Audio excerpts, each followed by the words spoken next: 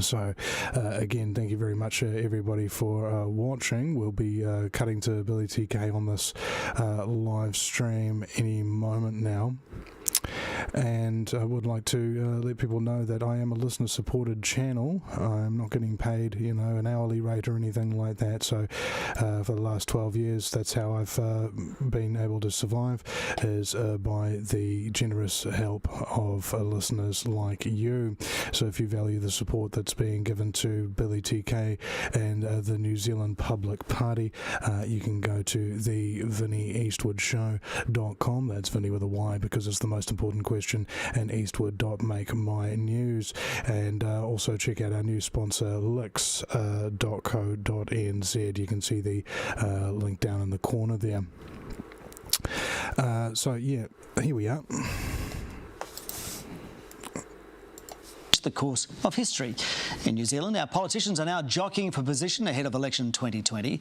So here to make sense of who's up, who's down is our digital editor, Finn Hogan. And I asked him what's defining the online race as parties approach campaign mode. Well, Simon, surprisingly, there has actually been a massive surge on Facebook in engagement with the New Zealand Public Party / the Advanced New Zealand Party. And they're posting some pretty big numbers. They're actually outperforming National and Labour on almost every metric. They've got nearly 2 million views on their content. They've got over 350,000 interactions. That's likes, comments, shares. And this is very surprising for a party that's only existed for about a month. Now, big pinch of salt with this, only takes 3 seconds to register a video view on Facebook. And 350,000 interactions does not mean 350,000 votes. But these are big numbers and they're outperforming the big boys online. It is surprising. All right, so but what is actually driving the online growth for these minor parties? Well, I mean, look, there's a lot of answers to that. I mean, the most obvious one would be that a lot of people are online because of lockdown. But the more complicated one is that big issues like vaccinations, like government overreach, the global pandemic, these are the bread and butter issues of this party, and obviously they're getting a lot of traction because everyone's focused on them. So I think that is a big part that's driving it. But one thing I do want to stress here is that a lot of the content that comes out of this party, and particularly from Billy TK himself and the speeches he makes on this page, are demonstrable nonsense. These are conspiracy theories about 5G causing cancer, about Bill Gates and the UN. This is stuff that's been roundly debunked before, but as we know, conspiracy stuff like this does very, very well on social media, and this is proving it. Okay, if they're getting so much engagement, how much of that is actual support and how much is it just people being curious or just idly clicking away? What we can say is that they know how to game the Facebook algorithm, and the Facebook algorithm doesn't care if the engagement is genuine. It doesn't care if you're clicking because you're angry with the content or if you're clicking with it because you really like the content. All Facebook cares about is that you click on it. And something that I've noticed with the way that the Public Party use Facebook is Billy TK does a lot of Facebook Lives, and the Facebook algorithm loves Facebook Lives. About a third of the posts they've made in the past month have been Facebook Lives. Facebook loves long videos and it loves live videos, and Billy TK clearly knows that, and he's using it to his advantage. But is all the content, is it all just conspiracy theories? I mean, look, I don't want to paint with a really broad brush here. This is a really complicated issue, but one thing I do want to highlight is that Facebook's demographics are shifting, okay? So younger people are migrating towards platforms like TikTok and Instagram, while older demographics are staying on Facebook longer. Princeton University did a study last year that showed that people over 65 were 7 times more likely to share conspiracy theories or hoax content on Facebook than someone in their teens or 20s. That's just one element of this, but I do think it's one of the reasons that's driving support towards parties like the Public Party. All right, so, but you talk about a lot of engagement for Advanced New Zealand, but they're the only party doing well? No, they're not the only party doing well. The New Conservatives are also actually doing very well with a similar sort of platforms. They're actually doing as well as the Nats, well, just under the Nats in terms of Facebook overall engagement over the past month. And while they don't flirt as nakedly with open conspiracy theories as the Public Party do, New Conservatives also really highlight issues around vaccination, government overreach, free speech, very similar themes to the Public Party, and those themes are obviously picking up a lot of online traction. So New Conservatives doing very, very well. Well, you mentioned the major parties. We're about to enter serious campaign mode. So how are the mainstream parties doing online? Yes, let's talk about some more familiar faces. One thing that did surprise me recently is that Labour have actually backed off from traditional campaigning, at least in the terms of how much they're spending on their advertising online. So Labour have only spent about $300 in the past month on Facebook advertising. Compare that to National, who've spent about 35 grand. I mean, that makes sense in some ways because Labour is getting all the coverage it needs at 1 p.m, whereas National have got to try and get that cut through. But if we look at individual politicians, Jacinda Ardern, of course, incandescent superstar online. She has by far and away the most engagement followers, followed by Judith Collins, who is getting a bit of cut through, and then you've got David Seymour coming in at number 3, reflecting ACT's sort of rise in the polls throughout this year. That is reflected in a bump online. But one thing I would stress here is that the New Zealand Public Party, they've got double the cut through, double the views of the New Zealand National Party without spending a cent, and National spent 35 grand. I think that kind of speaks for itself. Okay, digital editor Finn Hogan, thanks very much. Thanks, Alan. Well, the co-leader of the Advanced New Zealand Party is Billy Te Kahika. He's the one copping heat for peddling conspiracy theories, but as we've heard, he sure is getting him traction online. He joins us now. Morena, Billy. Kia ora, happy Sabbath and good morning from Te Tai Tokiro. Good morning. You're making a digital impression, but you've been roundly criticised as a conspiracy theorist, are you? No, not at all. So I guess that's an easy an attack accusation to be aimed at us. What we are a critical thinking party asking the government the serious questions that the New Zealand public are demanding that are answered. All right, I want to look at something that came up this week, and let's see whether you are actually misleading people. Advanced New Zealand put out a video implying the government was going to force Kiwis to get vaccinated, and that's not entirely true, is it? No, our concerns is that the COVID-19 health response bill has given the government far-reaching and broad powers to do whatever it likes, and that's the concern. The video that we posted in the words of the minister herself, and they can't be argued with. But you edited those words out of context. The bill that you're worried about is a framework for responding to COVID-19. It doesn't specify vaccination. Your video says New Zealanders are going to be forced to be vaccinated. I guess immediately that reference that Minister Woods is talking about is in relation to the COVID-19 health response bill, and she very clearly says that there are provisions in there, if required, inverted commas, that if people are required to have vaccination, they will be required to do that. But the key point you left out was that before they enter New Zealand, it's about stopping people with COVID-19 coming back to New Zealand, and you edited that part out. Now, do you regret that, or was that just intentionally misleading? No, I didn't edit that out. No, that was done with my co-leader. No, so at the end of the day, you know, the minister herself has admitted that there are provisions and potential for the COVID-19 health response bill to be used in that manner. And our concerns are, look, we've got serious questions. We hear from, as you know, literally hundreds of thousands of New Zealanders that have got serious questions about the way that COVID-19 health response bill was delivered into power and into able to be enforced this way. But it's not just about the vaccinations. But you did edit. That was edited. So look, you know, you can't deny that. Let's move on. The Bill of Rights, though, of course, says you can refuse any medical procedure. So it feels like you're scaremongering here.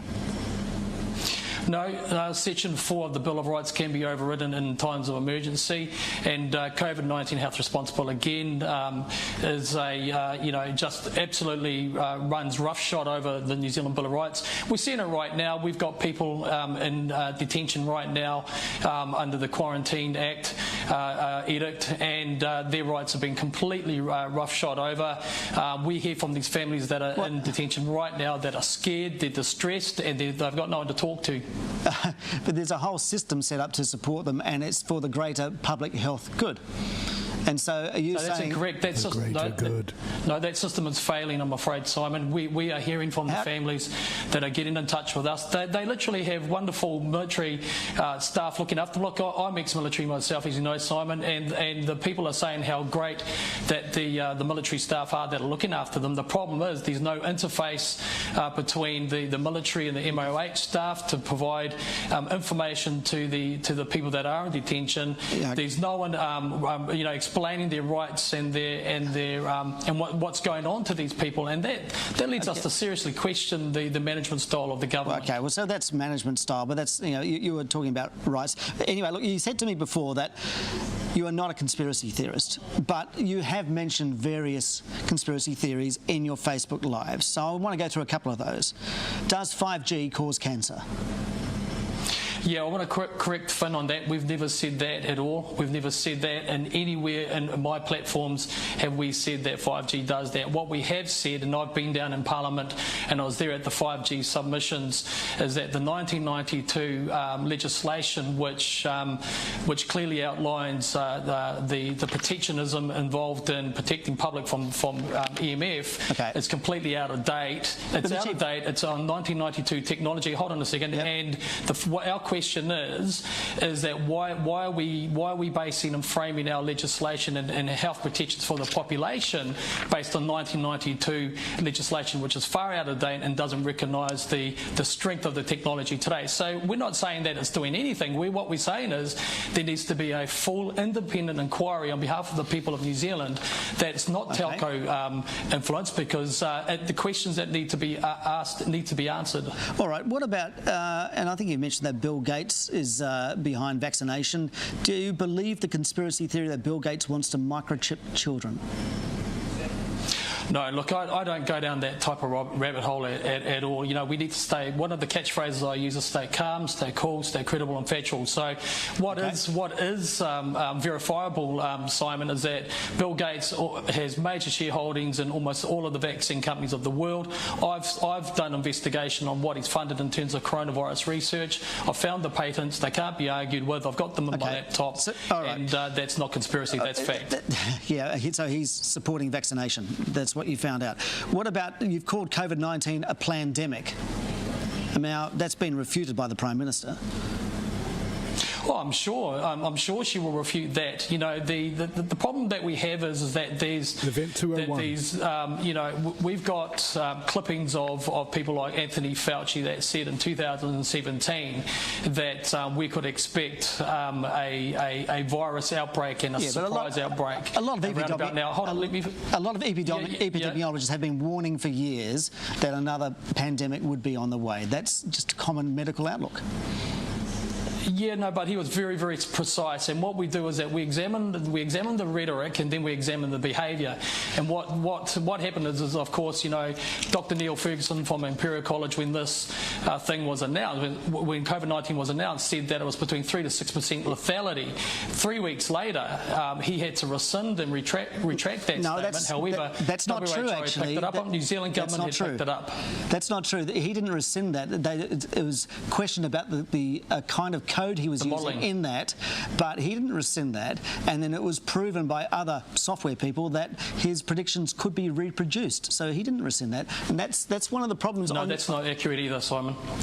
Let's move on. Let's move on to look, the proof Simon, the proof is in the pudding. We now have the WHO clearly saying that the lethality of this virus is between 0.5% and 1%. That is a massive, massive, incredibly huge drop in the lethality of the disease and how it was pronounced to be that strong at 3 to 6%. Now, what's happened is WHO, CDC have restated those figures, and our government hasn't modified its behaviour and its response, and that poses serious questions. Isn't it that the government's response has lessened our mortality rate? I mean, around the world, the death rate, the simple maths is that there's a death rate of 3.4%, okay?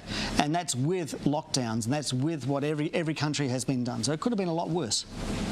Sweden, no. Yeah, Simon, we're afforded wonderful things being an island nation. We are miles from everybody. We are an island nation, and as you say, we've had very, very limited deaths. During COVID lockdown number 1, we had less than 30 deaths, mostly located in elderly homes, residential care homes of very elderly and very sick people already. Had they caught pneumonia, they would have had the same tragic result. Or caught the common flu, they would have had the same result. results. No, well, I think, you know, I've got an old saying, Simon, if it looks like a duck, walks like a duck, talks like a duck, it's a duck. So what we're saying is that we've now got, we've had no deaths recently, Simon. We're now in a situation where we have a second lockdown that we're getting through now, and we've got military on the streets and the roads of New Zealand. They're helping out. We've got people's rights and freedoms being eroded. The military, look, okay, I'm sorry, that's not good at all. That's not good at all when you're using military stuff for that. The military do not have the same powers as police. They can ask people to go back, but it's the police that have the power. The military have not been given extra powers under the COVID Response Act. And I also want to... Sorry, that's not true. That's not true, Simon. Well, you're incorrect again. Simon, you're incorrect again. No, sorry, you're incorrect again. So now, it was announced the other day that military staff now have extra powers similar to that of a constable while managing a detention centre. Now, I drove through to do an interview with One News yesterday. I drove through a checkpoint. The Defence Minister and I got asked questions by a soldier. Okay. Yeah, they can ask, but they can't enforce. They can ask, but they can't enforce. We'll have to disagree. Your COVID response policy. Yeah. Okay, let's talk about that. You propose in your COVID response policy using alternative treatments that, quote, have been proven safe in the USA and France. What alternative treatments are you talking about? What we're saying is there are a heap and a range of alternatives to strengthening the human body to deal with any type of threat to its immune system. COVID-19 is a part of the coronavirus family, and therefore we, as humans every day, we bump into coronaviruses all day. We carry coronaviruses in our body, and what we're saying in our policy is that we believe strongly that true human health doesn't always necessarily exist down the end of a needle and the swallowing of a pill. Okay. And what we are saying is that what we are saying very clearly is that we believe that the government needs to invest into looking at other quality and proven methods that can strengthen the immune system to do this. Proven like what? I mean, are you talking about hydroxychloroquine or chloroquine? Is that what you're talking about? I think that's one of the range of options that we're assessing. And what we're saying is that a People's Commission needs to be set up in France. to look at this so that we're not only told that vaccines are going to be the answer. Hydroxychloroquine has been banned in France, and the US Federal Drug Administration says don't use it because it causes things like serious heart rhythm. So isn't that a dangerous policy promoting those kinds of things? No, I think the questions that we have is that we're being told that the government is the only single source of truth. Now, the Prime Minister Ardern has said many times that anybody who says anything else that's not in agreement with the narrative of this government is basically, you know, the throwaway is you're a conspiracy theorist. But what we are critical thinkers. We're asking New Zealanders to wake up and ask these questions that affect us. And what we're saying in our COVID-19 health response policy that we've got is that we believe there are really good options to pursue that are different to what the government are telling us, and we don't believe that human health is just at the end of a needle. All right, just one yes or no question at the end. You've claimed that a well-known assassin slipped into New Zealand to kill you. You said this on a radio show. Is that true that you said that? Well, what we had, and I want to be perfectly clear on this, we had... pardon, no, you've misstated me, so I want to clarify that up. It's not a yes, no. I had a Tier 1 group of security people looking after me. I was on my way to Christchurch to do a very, very big rally. Someone that is a person of interest in the security world had entered New Zealand, gone through Auckland Airport down to Christchurch, and they were very concerned that might be in relation to my visit there. So what I did, and not on a radio station, I took it to Facebook and I broadcast it so that the public would know that there's a potential threat. That's what I did. Okay, so that is true. Okay, that's what I just wanted to clear up. That was because it's an amazing story. Billy Te Kahika, thank you so much for your time this morning. My pleasure, and thank you for pronouncing my name so well. Thank you. Fair enough, I did mess it up, and apologies to him. Up next, news and politics with our panel, Scott Campbell and Andrea Vance. Plus, meet the COVID long haulers, New Zealanders who just can't recover from COVID-19. All right, there we go, guys. That's all she wrote for that interview. Thank you very much for watching. Hopefully you value the support I'm giving Billy TK and Advance New Zealand Public Party to try and link these things up for them. And I'm very grateful for your support. Now, comments. Let's think about this. There's some very abusive language towards the host, Simon, at present. We want to see if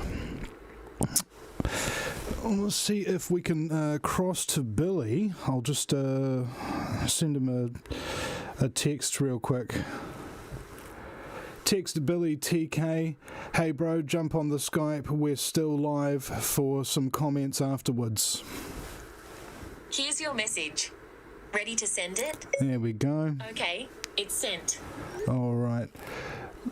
So if he does jump on the Skype, we'll be able to do that. Now, questions, comments, and things of that nature. Now, when I'm doing live and stuff like that, by the time the live's over, my brain's just...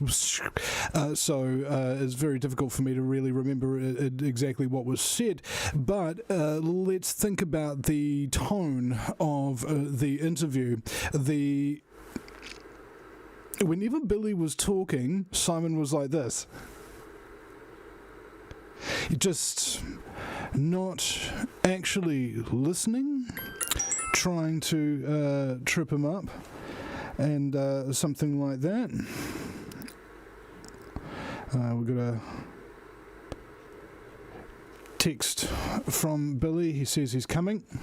So when we get a text through from Billy, we'll be able to discuss this live on air, I guess. Well, isn't that nice, ladies and gentlemen? Wee bit of transparency here for the Vinny Eastwood Show.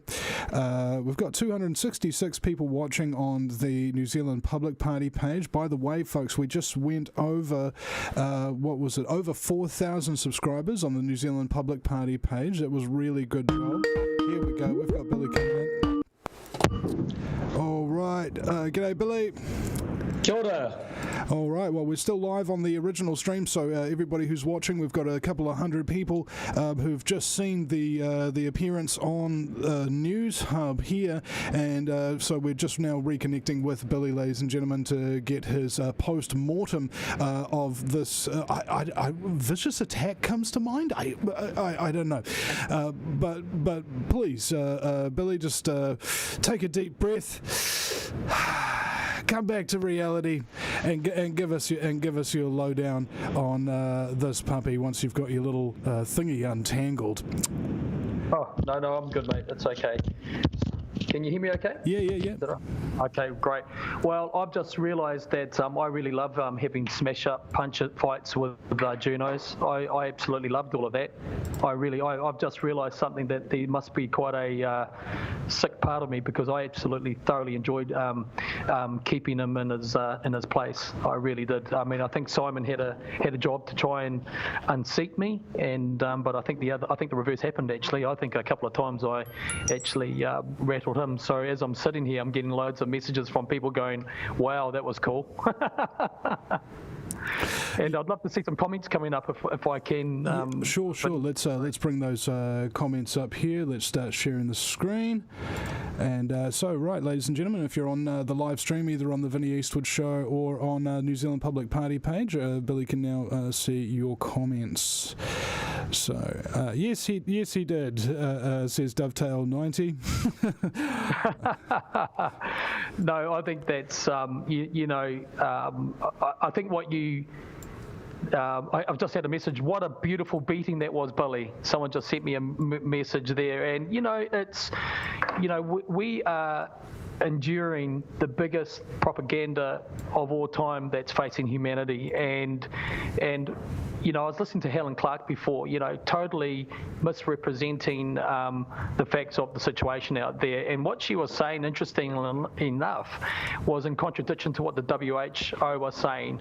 And, they're saying now that the lockdowns don't work, and yet she's saying no, they do work. So this is what's happening. The narrative is falling apart, and you're getting people like Helen Clark now disagreeing with the WHO. You're going to see the CDC Centre come up under fire soon because they're now back distancing themselves away from the their original statements because they're getting hammered. So that's what we've got to do. People like me, people like Jamie Lee Ross, we are going to say the things that people don't like, and unfortunately our media, which is a leftist-leaning media, they are fully complicit, which is what makes what you do so special, Vinny. You're not a credible, you're an incredible journalist. Thank you. And that's why it is going to take myself and Jamie Lee Ross to actually take this fight into Parliament. If we don't get in there, I'm going to say it again, we are toast. But I come into flack every day for taking the stance on behalf of New Zealanders that I hear from. And listen, look at that. They have to admit we've had over 2 million people engage in us now, like no other party has ever done and been a 10-week-old baby like we are. And we are a people's movement. Well, in fact, the party set a historical precedent with this kind of massive following, and the threats by the Speaker of the House to Jamie Lee Ross to take down that forced vaccination video, that sets another precedent for me. I mean, we're just keeping on breaking glass ceilings here, and last night I was so enthused by it that I took the TV1 News hit piece about the vaccine video, the vaccine video itself, the 1 minute one that we did, yep. Your Jamie Lee Ross's just recent live stream that you did yesterday on it, and your live stream yesterday that you did in the singlet, right? And I pulled them all into one video and then put that up as one piece so that people can actually see the hit piece, the piece that they're actually hitting about, and then Billy and Jamie actually refuting it and giving the context. And so that's how much broad sort of work that needs to be done, I think, when it comes to putting things into context for people. However, I'm not 100% sure that everybody's got the kind of attention span, and the question is factoids. For example, the masks don't work, vaccines don't work, lockdowns don't work. Yeah, exactly. So when you get WHO now starting to say that, then that's really representative of the fracturing of the narrative out there. And so what we have to do, we just have to stay, like I say, as you know, Vinny, let's stay calm, credible, and factual. Let's observe the behaviour. Let's take stock of the rhetoric, because they can say whatever they like. They can say that I just about fell off my seat earlier when I was listening to Helen Clark say that we're a democracy. Well, we're not a democracy anymore. That's done. And when you get someone like Simon trying to say that the military don't have extra powers, well, he's living in a dream world. I mean, they do have extra powers. The MOH released that the other day, that they've got extra powers to ask people to stay in the rooms to get questioned. Now, when I drove through that checkpoint yesterday on my way to that One News network interview, I had a soldier from the 1st Battalion, Infantry Battalion from Linton, start asking me questions that I had to answer. Well, I'm sorry, that used to be the job of a policeman, and not a soldier. We had absolutely no authority to do that. So that's what they've got now. They've got the authority. I could have said to this, he was only a young guy, this guy, and I wanted to play nice with him. So I just said, hey, look, I'm going to a One Network News interview, and it's about COVID-19. And they were, oh, okay. And he rushed and got a policeman to talk to me, and it was absolutely fine.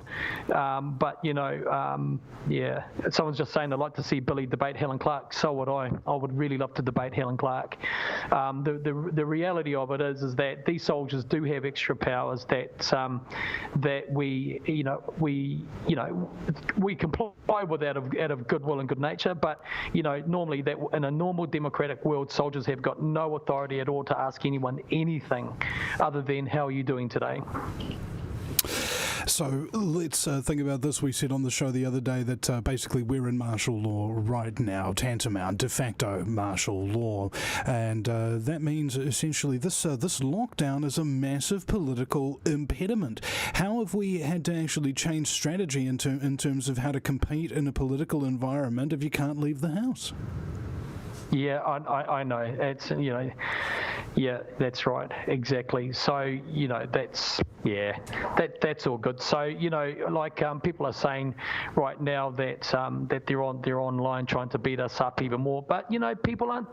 Look, I think praise God. I think I did a very, very good job just now, and really firmly putting forward our views on behalf of the now hundreds of thousands of people behind us. And that is, we've got serious questions. We don't agree with the way that this government is managing this COVID-19 health response. Yes, we believe that there's an agenda that was well established, almost 3 years ago, and suddenly we're living that agenda, which is the announcement that that we could expect a serious viral outbreak. Tony Fauci said that himself. I thought. So sorry to interrupt. I thought there was a missed opportunity there that you should have mentioned Event 201. Yeah, look, what we want to do is, we really got in those sorts of interviews. It's really response and fight. But you're on the ball and everything like that. You never get a second chance at it, and you all ruminate about what you could have said, would have, could have, should have. But I was just saying for my own personal thing. No, you did right, brother. And the thing is that. What we want to do is set up this independent People's Commission that's going to investigate all of this. I want to see an investigation of who, Prime Minister Ardern has met with. Why did she meet with Hillary Clinton and give her over 5.3 million of our taxpayer money? Why did she meet with Bill Gates a couple of months ago? I want to find out all of these things. I want to understand the relationship and the communications between WHO and the New Zealand government. I want all of that investigated, and that they can run, but they cannot hide from the truth, and they cannot hide from people, the public, that want answers. Your microphone's popping up a little bit. You hold it just underneath your chin, kind of like about a thumb length away, So when we are getting into the whole Helen Clark thing, you're talking about a very, very committed globalist who is, in fact, patting Jacinda on the back about all of these lockdowns. And Simon, I believe in the interview, he uttered many mistruths, one of which is that every country locked down. Not every country locked down. Sweden didn't lock down. They haven't had any problems. And there's a number of countries, even in Africa, with their low-tech solutions there. They didn't lock down. They didn't have any problems. In some cases, not even any deaths from COVID-19. And this is the question is, how reliable are the tests? How effective are the masks? How trustworthy are the vaccines? And how effective are the lockdowns? Yeah, exactly. So, I think we really made our point this morning. I'm happy with what we've done, and and they're kind of silly, really, in some respects, because they've actually given us oxygen to get our message out there. And what's going to happen from these things? People are going to see the questions that we're asking and the issues that we're raising, and we're not fringe people. We're middle New Zealand people. We are, ordinary citizens that are critical thinking people, and and away you go. So, they can say whatever they want. No doubt they're picking me apart right now on the show, which people are sending messages saying that's what they're doing. But I tell you what, people aren't going to fall for it. People are going to say, okay, well, that's all good, but if that's true, why don't you just answer the questions that Billy and Advance New Zealand have? If there's nothing to hide, nothing to see, just let Billy and Jamie Lee ask the questions, set up an independent People's Commission, and let's do it. Let's party. Let's do it. So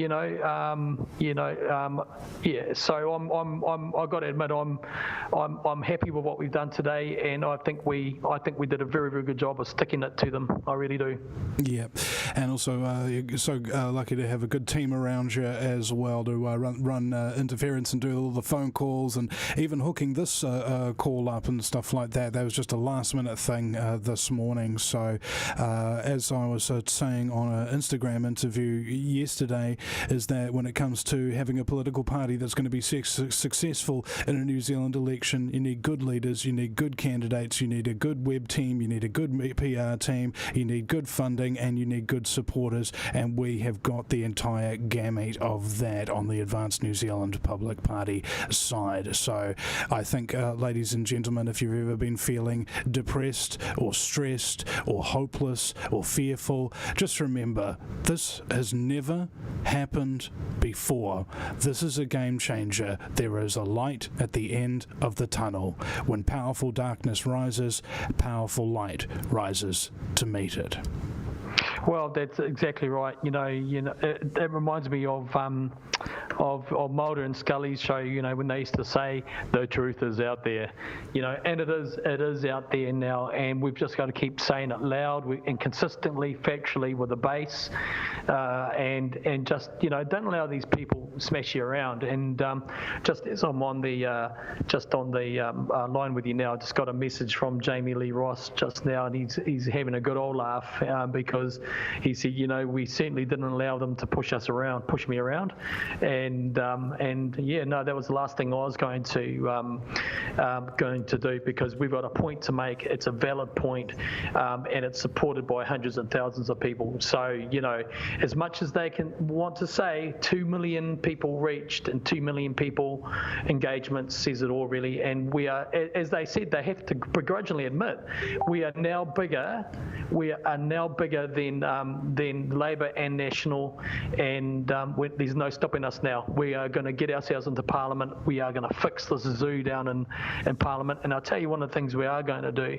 I'm going to ask for all of the discoverable documents between the Labour Party and New Zealand media, and find out what's been going on there. Because if you look at it, you've got the censorship issue of the last few days is very, very clear. You've got the Speaker of the House, obviously, who's a Labour MP. He's now trying to get us to back distance ourselves and remove our vaccination video. And like I said to Simon, you can say whatever you like. You can absolutely say whatever you like, but it's clear as anything. Minister Woods is on there saying that there are provisions in that COVID-19 public health response bill where people can be forced to take a test and then forced to take a vaccination. So I'm sorry, it's it's weasel words. It is. It's kind of like when you have a conversation with somebody and you have a very clear conversation, you have a very clear point, and it's very obvious what it is, and then they go back on it and say, "Oh, I didn't mean it that way. You just misinterpreted it," as if they're trying to gaslight you and make you go insane and question your own sanity, whilst all the things that you were trying to do is simply report the truth.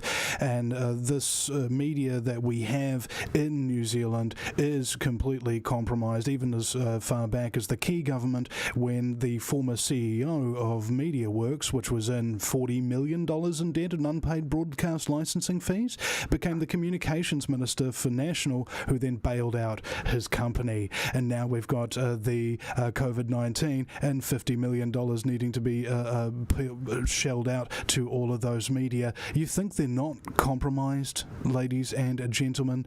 It's like listening to somebody is a liar, is on the take, and believing everything that they're saying. That is mental illness, ladies and gentlemen. Don't be a part of it.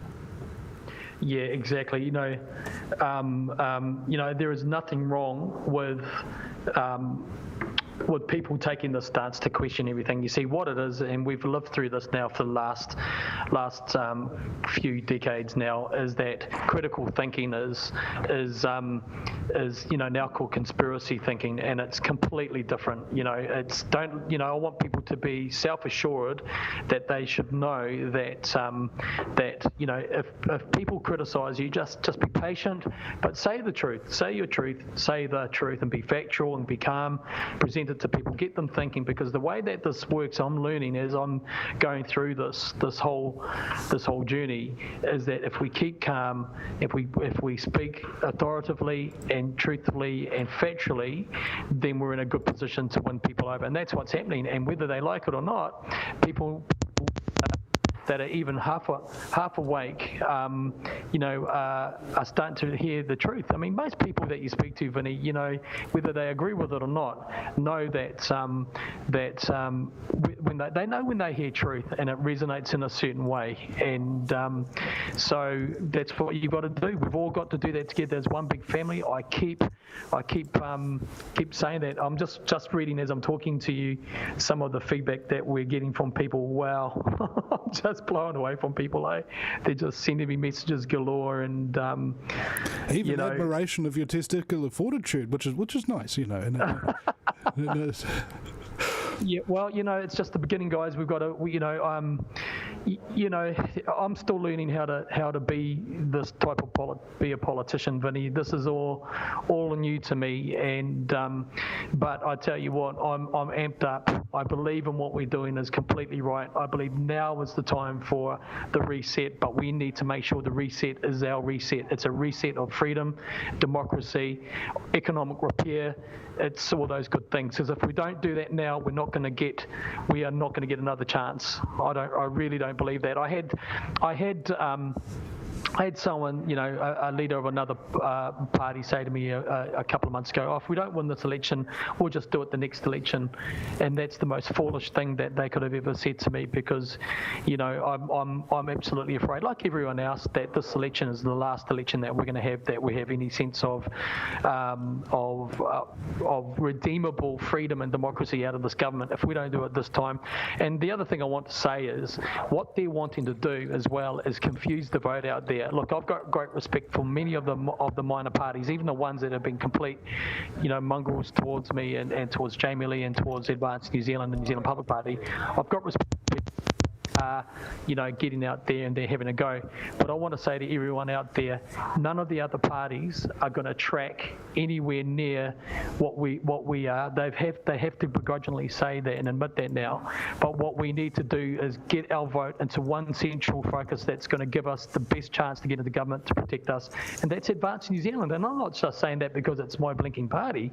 I'm a practical person. If there was another party that I could look at and had the reach and the profile that we've got and could do it and had the policies, I'd be saying to Jamie Lee Ross, let's go and join them.